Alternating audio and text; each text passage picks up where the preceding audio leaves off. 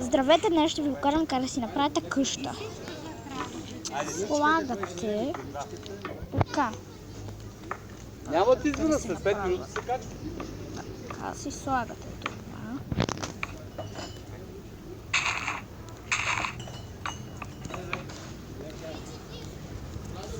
Слагате си така, тук ще има прозорец.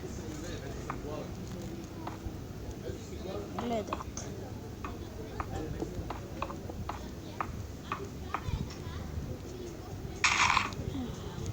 Ето.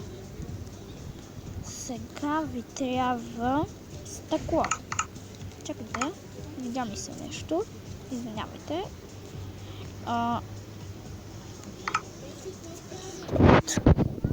Видите, стъкло ми трябва. Така, ето тук ще има стъкло и тук.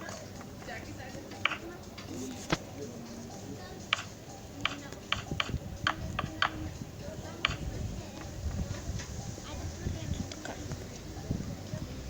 Тук можете да си направите ето така.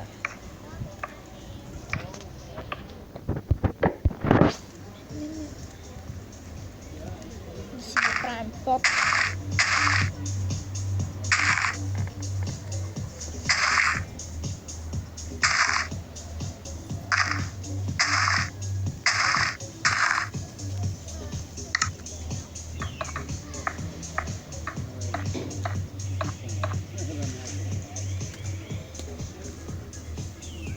И аз точно това го използвам за път.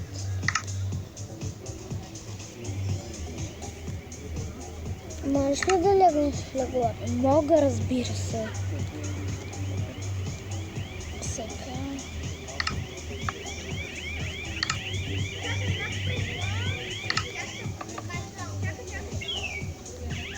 И ви трябва и печка.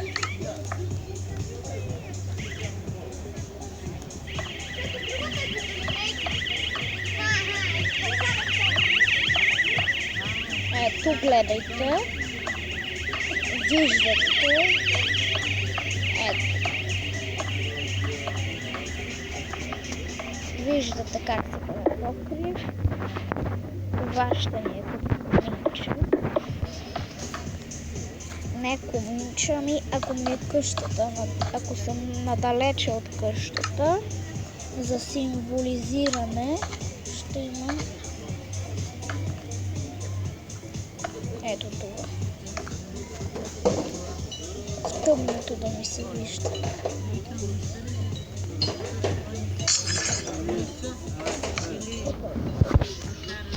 Ето една къща.